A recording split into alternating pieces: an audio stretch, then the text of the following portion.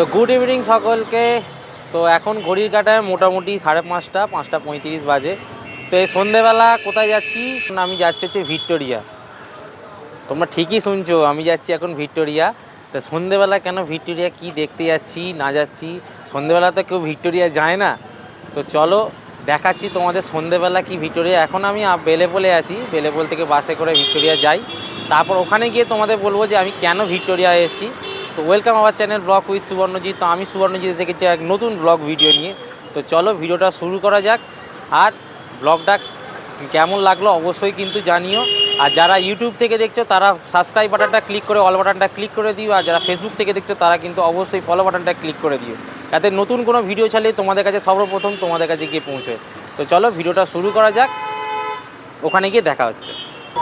তো আমি এসে গেছি ভিক্টোরিয়া। তো তোমাদের সামনেটা দেখাচ্ছি আর কেন ভিক্টোরিয়াতে এলাম, তো তোমাদের সেটা পুরোপুরি সব কিছু কিন্তু বলছি। চলো তা কেন আমি এসেছি তোমাদের দেখাই। এই দেখো ভিক্টোরিয়া মেমোরিয়ালে 3D লাইট শো কিন্তু চালু হয়েছে 9 মে থেকে। এখানে পুরোপুরিভাবে তোমাদের লেখা আছে, দেখো 3 বছরের ঊর্ধ্বে পুরো ভাড়া লাগবে। আর হচ্ছে 100 টাকা করে টিকিট, আর 5:30টায় টিকিট কাউন্টার কিন্তু খুলে যায়। আর এখানে বারবার কিন্তু বড় করে লেখায়, দেখো 6:30টায় কিন্তু শুরু হয়ে যায়। আর কবে কী ল্যাঙ্গুয়েজের শো হয় তোমাদের বলে দিই। দেখো মঙ্গলবার লেখা আছে হচ্ছে বাংলা, বুধবার কিন্তু ইংলিশ, বৃহস্পতিবার হিন্দি হয়, শুক্রবার কিন্তু বাংলা হয়, আর শনিবার হিন্দি হয়, আর সানডে বাংলা হয়। তার মানে হচ্ছে তোমার সোমবার কিন্তু বন্ধ থাকে। তোমরা ভালো যেটা দেখে নাও। আর এই ভিক্টোরিয়া মেমোরিয়ালে এই যে এটা 3D প্রজেকশানে হয়, আর এর নাম দিয়েছে Kolkata the joy of city. তো তোমরা দেখে নাও এই চারটা ভালো মতো। অনলাইন কিন্তু এখানে হয় না। চলো আগে টিকিটটা কাটি। এখান দিয়ে কিন্তু এটা হয় না, এই যে সামনের দিক দিয়ে কিন্তু এইটা কিন্তু হয় না, এটা হয় পেছনের গেট দিয়ে। তো পেছনের গেট দিয়ে তোমরা কি করে যাবে তোমাদের একবার দেখিয়ে দিচ্ছি। তো চলো একবার তোমরা এই ঠিক হচ্ছে এই পেছন দিকটা দিয়ে চলে আসবে এই রাস্তাটা ধরে। তোমরা এই রাস্তাটা ধরে আসতে পারো, কেন ওখানে রবীন্দ্র সদনে ওইখানে হচ্ছে ফিল্ম ফেস্টিভ্যাল চলছে। আর এই হচ্ছে এই দিকটা কিন্তু হয় পুরো পেছন দিক, এই হচ্ছে পেছন দিক। তো চলো আগে টিকিটটা কেটে ফেলি। 100 টাকা করে টিকিট প্রতি পার পারসন। চলো আগে টিকিটটা কাটি, টিকিটটা কেটে তারপর আবার তোমার সাথে কথা হচ্ছে। তো টিকিটটা কেটে ফেলি একটা। তো এখানে কোনো অনলাইনে কোনো ব্যবস্থা নেই, এখানে কিন্তু পুরোপুরি অফলাইন। এই হচ্ছে দেখে নাও টিকিট। তো চলো লাইনে দাঁড়িয়ে পড়ি, বিশাল সুবিশাল লাইন পড়েছে কিন্তু। তো চলো এখন টিকিট কেটে নিলাম, টিকিট কেটে নিয়ে এখন লাইনে দাঁড়িয়ে পড়ি, দিয়ে ভেতরে গিয়ে তোমাদের সাথে আবার কথা হচ্ছে। 6:30 বাজে, ভেতরে ঢুকে পড়লাম। চলো ভেতরে আগে গিয়ে বসি। তো চেয়ারের জায়গায় এসে গেছি, এবার বসে পড়ি একটা জায়গা খুঁজে। সবাই তো সামনের দিকটা নিয়ে নিয়েছি, আমিও একটা জায়গা খুঁজে বসে পড়ি।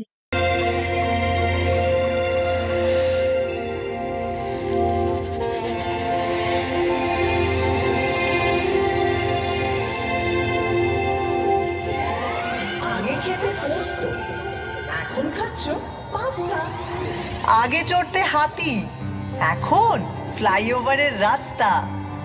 বদলে যাচ্ছে, সেমও থাকছে কলকাতার সিন। উঁচু থেকে সার্ভে করছি অনেক অনেক দিন। সেসব গল্প ভুলবো এবার। 1, 2, 3।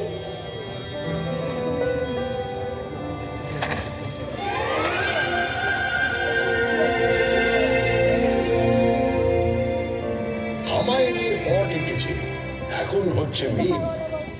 বয়স হলো 300, 400, হাজার খানেক থিম। কি বলবে আর কি বলবে না, যদিও মেয়েটা ভালোই চেনা। তবু নিজেও ঘুরতে এলাম, দুজন মিলে দিন।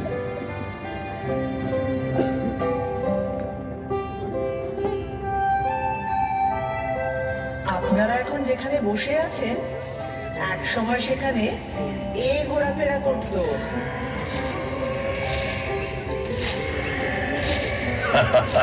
কোথায় জুরাসিক পার্ক আর কোথায় পার্ক স্ট্রিট। এখান থেকে শুরু করলে মোবাইল ফোনে আসতে আসতে 52 এপিসোড লেগে যাবে। তার চেয়ে একটা চেনা জানা ব্ল্যাক অ্যান্ড হোয়াইট দিয়ে শুরু করো। তাহলে এটা দিয়ে করি। একটা গাড়ি সা করে বেরিয়ে এলো 38-2 এলগিন রোডের বাড়ি থেকে 1941 সালের 16ই জানুয়ারি রাত্রে, এবং সোজা ঢুকে পড়ল বাঙালি রাস্তার ভিতর। না না, 1989 সালে 6 মাস ধরে রাত্রে রাস্তায় শুয়ে থাকা 13 জন গৃহহীন মানুষকে পাথর দিয়ে খুন করে কেউ একজন। মিডিয়া তার নাম দেয় স্টোন ম্যান। যা, এত মর্বিড জিনিস দিয়ে ইতিহাস শুরু হবে? আমার মনে হয় সেরা ভিলেন হলেন অমিতাভ বচ্চন। অমিতাভ বচ্চন? কেন? বারে, তিনি কলকাতায় চাকরি করলেন, নাটক করলেন, আর সিনেমাটা কিনা মুম্বাইতে গিয়ে করতে হলো। কি হতো বাংলা সিনেমার নায়ক হলে? সে তো ক্লিফ রিচার্ডও ছোটবেলায় কলকাতায় ছিলেন, মানে হাওড়ায়, কিন্তু সে তো একই হলো। অত বড় একটা গায়ক এখানে তাকিয়ে হয়তো সুমন চাটুর্যের মতো জীবনমুখী শুরু করে দিতেন। মৃণাল সেন, শিল্পকে সমাজ বদলের অস্ত্র হিসাবে ব্যবহার করব, আর তা অতুলনীয় উৎকর্ষ আবেগ দিয়ে জাগিয়ে তুলবে হাজার হাজার মানুষকে। এই জাদু বিপ্লবের রথ হই হই করে চলেছিল অনেক দূর।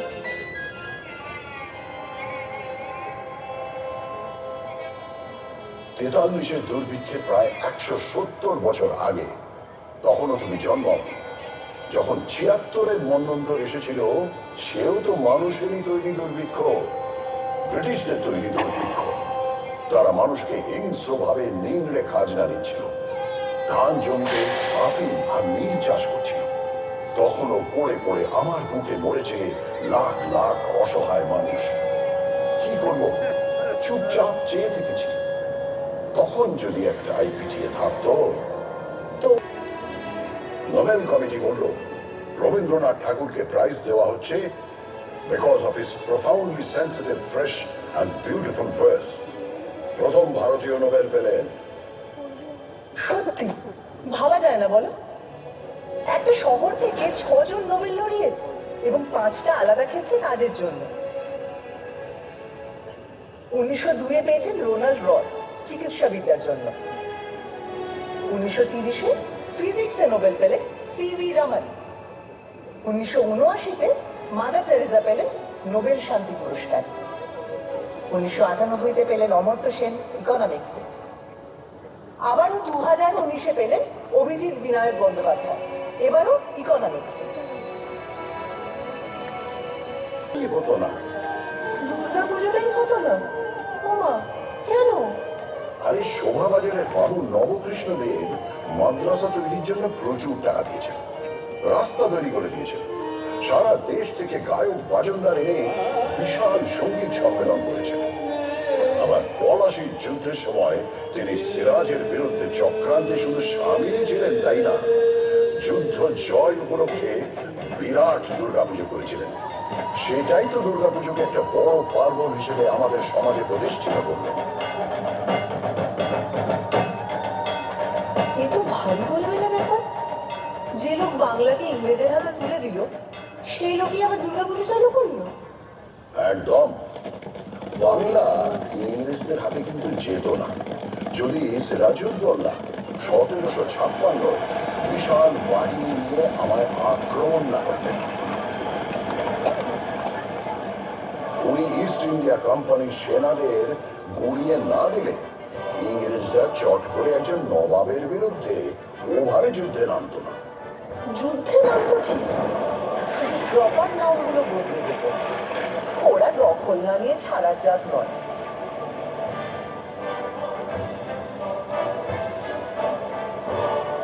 ওই যে ইস্ট ইন্ডিয়া কোম্পানির এজেন্ট জব চার্নক প্রচন্ড বৃষ্টি বাদলার মধ্যে নৌকো ভেড়ালেন 1690-এর 24শে আগস্ট। ব্যাস, চাকা গড়াতে শুরু করলো। তোমার ইতিহাসেরও শুরু। ভুল ভুল ভুল, তোমার কথাটা সম্পূর্ণ ভুল। চার্নক আসার অনেক আগেই কবিকঙ্কুর মুকুন্দরাম আমার কথা লিখে গেছে। তারও আগে 1495-এ বিপ্রদাস পিপিলাইয়ের মনসামঙ্গল কাব্যেও আমি আছি। শ্রাবণ রায়চৌধুরীদের পরিবার ব্রিটিশরা আসার অনেক আগে থেকেই কলকাতার জমিদার ছিলেন, তাই ইতিহাসটা ওখান থেকে শুরু নয়। আর 2 নম্বর ভুল হচ্ছে, চার্নক এসে যে চাকাটা খারাপ রাস্তায় গড়ালো তাও কিন্তু নিশ্চিত নয়। রামমোহন রায় সতীদাহ বন্ধ করলেন ঠিকই, কিন্তু অত বড় কাজটা কি করতে পারতেন যদি লর্ড বেন্টিঙ্ক না সাহায্য করতেন?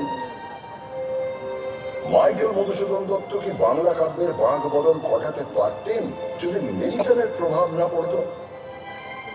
আর বঙ্কিমচন্দ্র, উনি কি বাংলায় প্রথম উপন্যাস লিখতে পারতেন যদি ওয়াল্টার স্কট না পড়া থাকতো? সব শেষে বলি, ঈশ্বরচন্দ্র বিদ্যাসাগর কি বিধবা বিবাহ চালু করতে পারতেন যদি ব্রিটিশরা পাশে না দাঁড়াতো?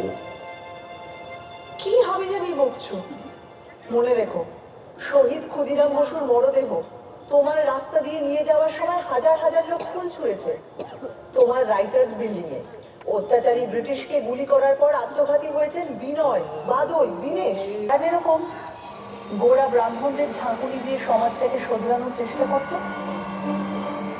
70-এর দশকেও একদল ছেলেপুলে নকশাল আন্দোলনের মাধ্যমে সেরকমই একটা ধাক্কা দেওয়ার চেষ্টা করলো, কিন্তু বুলেট আর বোমার প্রতিক্রিয়া ভীষণ মারাত্মক। আর তখনকার রাজনীতিও ছিল অনেক ভোটাচলা। রাত্রির জুড়ে বোমা আর পুলিশের জিপের শব্দ, আর দিনের বেলা গঙ্গা জুড়ে উজ্জ্বল যুবকদের লাশ ভেসে যাওয়া দৃশ্য। তোমার গায়ে অনেক গরম রক্ত সিদ্ধ করেছিল। আদর্শ, প্রথা সব হারিয়ে গেছিল নতুন নতুন মুখোশের আড়ালে।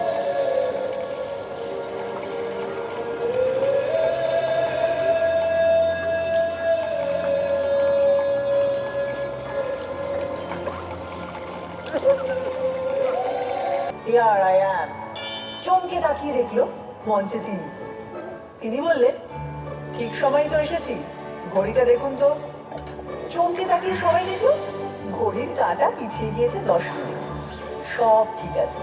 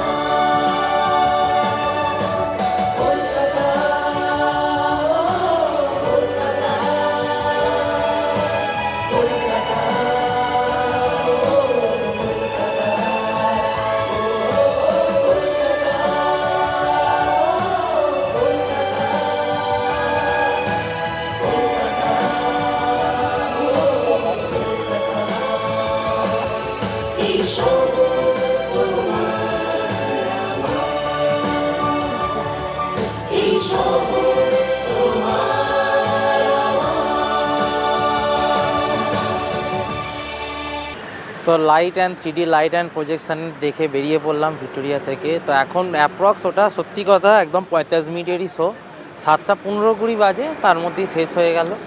তো এবার তোমাদের কেমন লাগলো ভিডিওটা অবশ্যই জানিও, আর লাইক, কমেন্ট, শেয়ার, সাবস্ক্রাইব অবশ্যই করো। কেমন লাগলো কিন্তু কমেন্ট বক্সে অবশ্যই কিন্তু তোমরা জানিও। আর তোমরা যদি কেউ এসে থাকো তাহলে কিন্তু কমেন্ট বক্সে জানিও যে এসেছিলে, কেমন লাগলো তোমাদের। তো চলো আবার এক নতুন ভিডিও নিয়ে আসবো। টাটা, বাই বাই, আর দেখতে থাকো ব্লগ উইথ সুবর্ণজিৎ চ্যানেল। বাই।